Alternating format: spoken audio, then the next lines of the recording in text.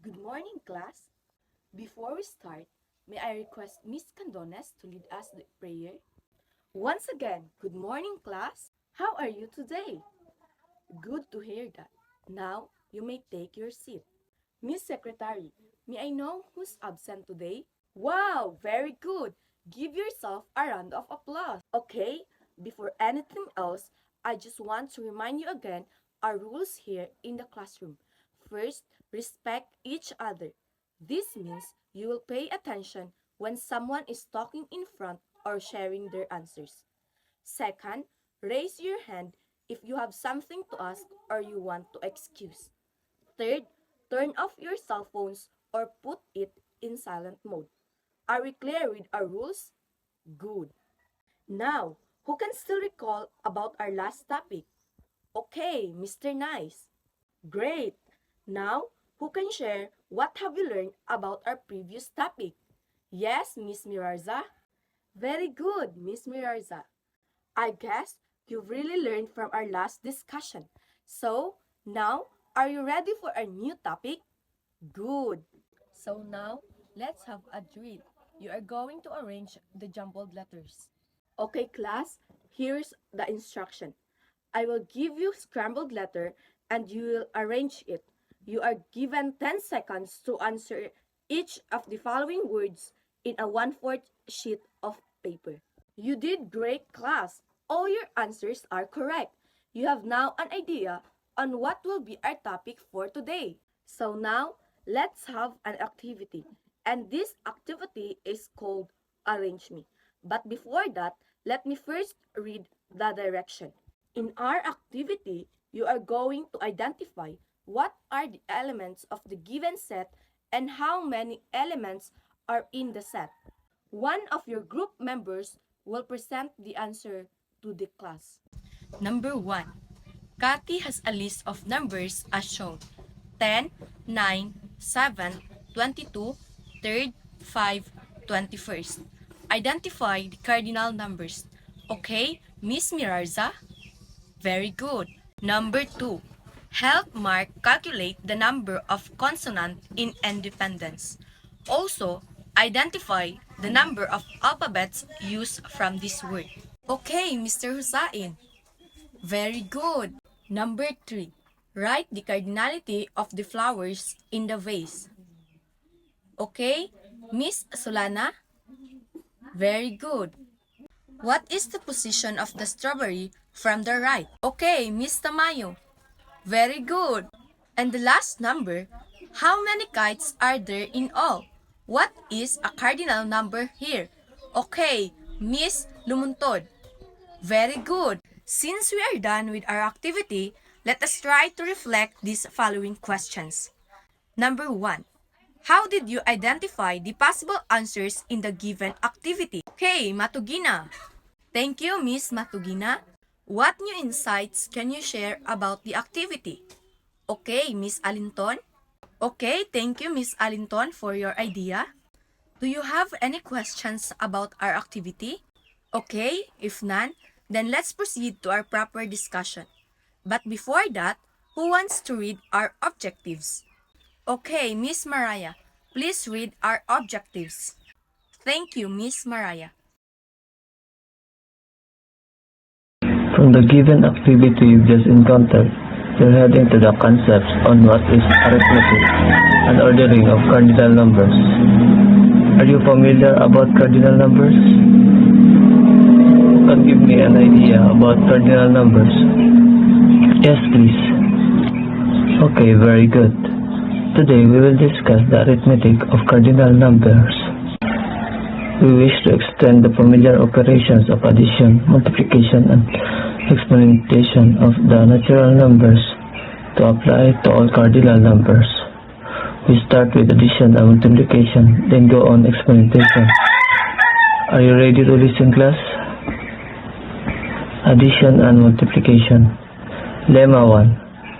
For finite sets AB, if A intersection B is equal to null set, then A union B is finite, and cardinality of A union B is equal to cardinality of A plus cardinality of B.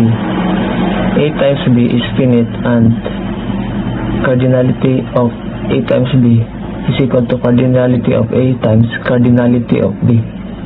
For some sets A and B, let A plus B is equal to set containing element 0 times A union set containing element 1 times B.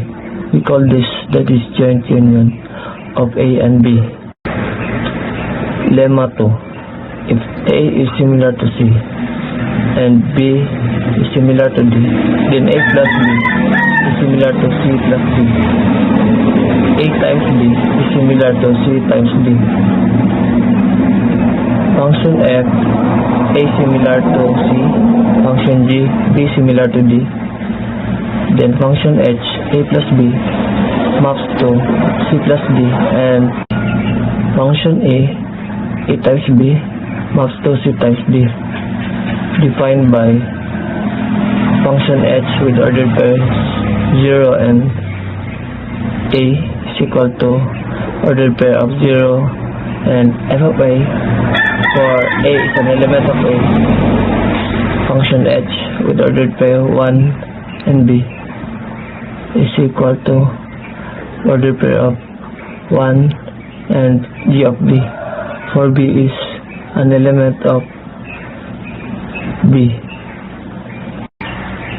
Function E with ordered pair A and B is equal to f of ordered pair of f of A and g of B, for A is an element of A and B is an element of B. Our rejection so the results follows. Definition 1. For cardinal numbers n m, let n plus m is equal to cardinality of A plus B. For some any sets A B such that n is equal to cardinality of A and m is equal to cardinality of B. N times m is equal to A times B. For some any sets A B such that n is equal to cardinality of A and m is equal to cardinality of B. Proposition 1. For the cardinal numbers n m and any sets A B such that A intersection B is equal to null set and n is equal to cardinality of A and m is equal to cardinality of B, we have n plus m is equal to cardinality of A union B. For discrete set A B, we have the obvious bijection function h A plus B similar to A union B, defined by function h with ordered pair 0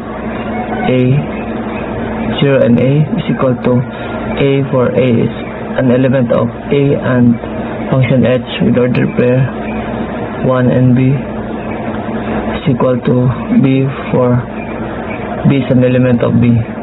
Proposition 2. Let n, p, m, k be cardinal numbers such that n is less than or equal to p and m is less than or equal to k. Let A, B, C, D be some sets with n is equal to cardinality of A, m is equal to cardinality of B, P is equal to cardinality of C, and K is equal to cardinality of D. And let function f A prime C, function g B prime D, the function h and e defined as in the proof of lemma 2 are injections from A plus B to C plus D, and from A times B to C times D respectively. So the results follows. Proposition 3. If m and k are cardinal numbers, then m plus n plus k is equal to m plus n plus k. M plus n is equal to n plus n. M times n plus k is equal to m times n plus m times k. M times n times k is equal to m times n times k. M times n is equal to m times n. We will prove Leaving the rest of exercises, let A, B, C be some pairwise disjoint sets with M is equal to cardinality of A, N is equal to cardinality of B, K is equal to cardinality of C. By proposition 1, we have M plus N is equal to A union B, N plus K is equal to B union C. So since A union C intersection C is equal to null set and A intersection B union C is equal to null set, we only need to show that A union B union C is similar to A union B union C, which is clearly true since the sets are equal. Unary explanation. Lemma 3. For each finite set A, the power set of A is finite and cardinality of power set A is equal to 2A. Lemma 4. If A is similar to B, then power set A is similar to power set B. Let function f A similar to B, then function h power set A maps to power set B, defined by f of x is equal to f of x such that x is an element of x, for x is an element of power A. Is easily checked to be a bijection. Definition 2. For each cardinal numbers n, let 2n is equal to cardinality of power set A. For some any set A such that n is equal to cardinality of A. Proposition 4. For cardinal numbers n m, if n is less than or equal to m, then 2n is less than or equal to 2m. 2n plus n is equal to 2n times 2n. n is less than 2n. C is equal to 2 leaf null. Let A and B be disjoint sets with cardinalities n and m respectively. The mapping function h power set A times power set B maps to power set A union B, defined by function h with ordered pair xy is equal to x union y is a bijection, hence 2n times 2n is equal to 2n plus m. Binary exponentation. Recall that for sets A, B, we define AB is equal to f such that f B maps to A. Lemma 5. If A, B are finite sets, then so is AB and cardinality of AB is equal to cardinality of A times cardinality of B. Lemma 6. If A is similar to C and B is similar to D, then AB is similar to CD. Let function f A similar to C, function G B similar to D, then function h A B maps to CD, defined by h of E is equal to f of E of G minus 1, for E is an element of AB, is a bijection. Definition 3. For cardinal numbers n, m, let mn is equal to cardinality of AB for some any sets A, B such that m is equal to cardinality of A and n is equal to cardinality of B. Note that any sets A empty set contains exactly one element. The function does not assign anything to anything. Hence, no n0 is equal to 1 for every cardinal number n. If A is non-empty, then empty set A is empty so for n 6 is equal to 0, we have 0 and is equal to 0. The following result ensures that binary experimentation agrees with unary experimentation. Proposition 5. For any sets A or set A similar to 0, 1, A, the function that assigns Z subset of A its characteristic function Z A maps to 0 and 1 is a bijection. Proposition 6. For cardinal numbers n, m, pk, if 0 is less than n and m is less than k, then nm is less than or equal to nk. If n is less than or equal to p, then nm is less than or equal to pm. Proposition 7. If m, n, k are cardinal numbers, then mn plus k is equal to mn times mk. mn times k is equal to mn times k. m times n times k is equal to mk times nk. Let a, b, c be sets with a is equal, cardinality of a is equal to m, cardinality of b is equal to n, cardinality of c is equal to k, and b intersection c is equal to empty set. The function h ab union c maps to ab times ac, which assigns e element of ab union c.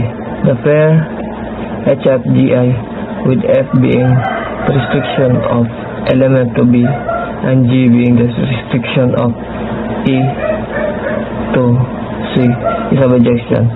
The function h ab times c maps to ab times c, which assign e element of ab times c. The function f element of ab times c, satisfying f of c times b is equal to e with ordered pair bc, for c is an element of c and b is an element of b, is a bijection.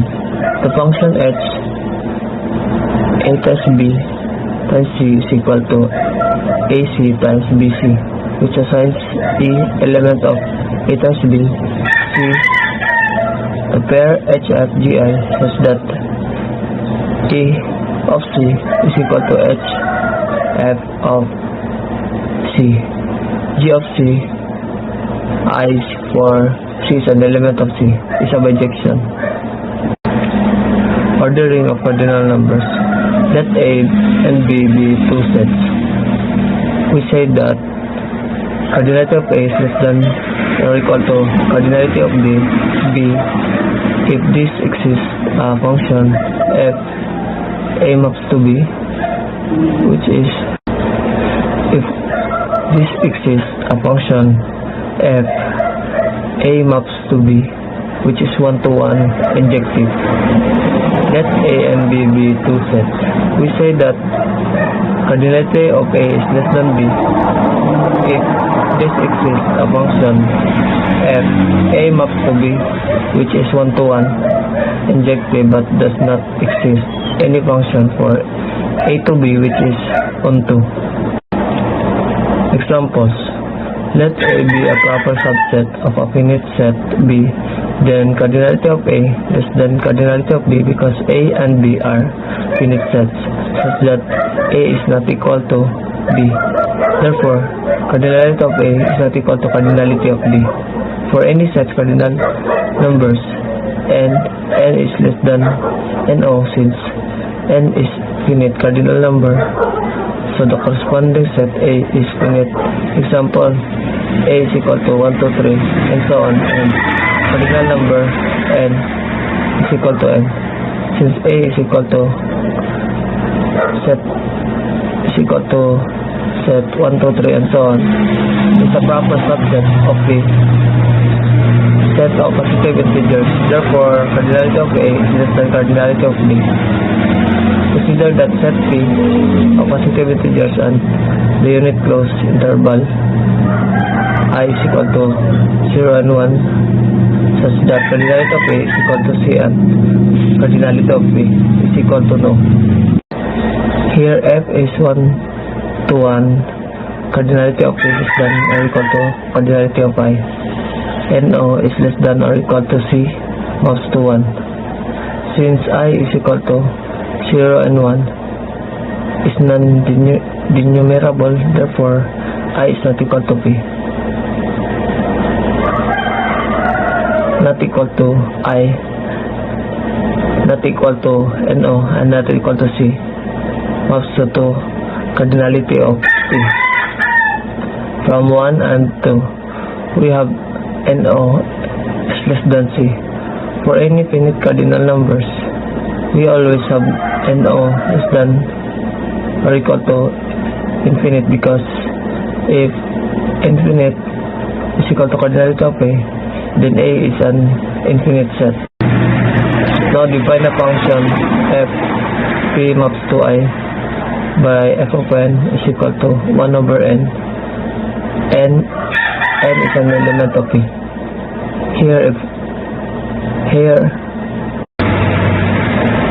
Since every infinite set contains a denumerable subset, so A also contains a denumerable subset D. Example, D is a subset of A.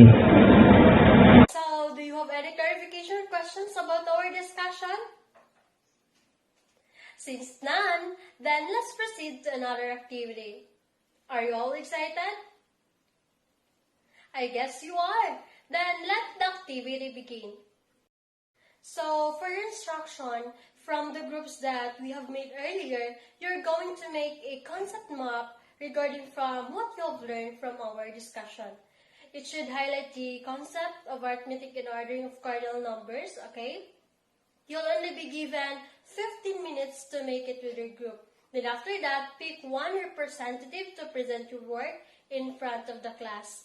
Of course, each group will be graded accordingly to our criteria. So we have content, 30%, creativity, 20%, teamwork, 10%, timeliness, 10%, presentation, 30%, with a total of 100%. Okay, are we clear? Okay, go to your groups now.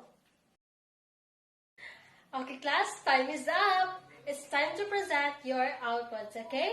Group 1, start your presentation in front of the class. Okay, give hands for Group 1 for the amazing presentation. Next is Group 2. Thank you so much, Group 2, for your outstanding presentation. Let's give them a hand. Okay, now let's proceed to our last presenter, Group 3. You may now start. Okay, thank you so much, Group 3, for an amazing presentation. Now, do you want to know your scores? For the Group 1, you got 94 points out of 100. For Group 2, you got 98 points. And lastly, for the Group 3, you got 96 points out of 100. Okay, congratulations everyone, you did a great job. Now let's give yourself a round of applause. Okay, from the discussion that we have earlier, you can share your ideas about our topic that you have learned today. Yes, please? Yes, very good. You are right that the arithmetic of cardinal numbers extends the familiar operations of addition, multiplication, and exponentiation from natural numbers to all cardinal numbers. So, this generalization allows us to perform these operations on sets with different cardinalities. So, very good. Thank you so much for that. So, in addition to multiplication for finite sets A and B, we have the following properties, right? So, who can enumerate these properties? Yes, please? Yes, very good. You are right that for finite sets A and B, we have the following properties. So you said that in disjoint union, if A and B are disjoint sets, then the cardinality of their sets or their union is equal to the sum of their cardinality. So you also said that in Cartesian product or the cardinality of the Cartesian product of sets A and B is equal to the product of their cardinalities. So thank you so much for that. So how about unary exponentiation? Yes, please. Yes, you are right that in unary exponentiation, it allows us to assign a cardinal number to the power of 2 for any cardinal number. Excellent. Thank you so much for that. So, the arithmetic of cardinal numbers generalizes the operations of addition, multiplication, and exponentiation from natural numbers to all cardinal numbers. So, these operations have certain properties and can be applied to sets with different cardinalities. So, do you have any questions or clarifications? So, since none, we're going to have an assessment. So, our direction, read each question carefully and choose the letter that corresponds to the correct answer. Okay, are you ready? So, are you done? Okay, pass your paper forward. So, for your assignment, just advanced study on the topic continuum hypothesis, okay? Write your answers in a one whole sheet of paper.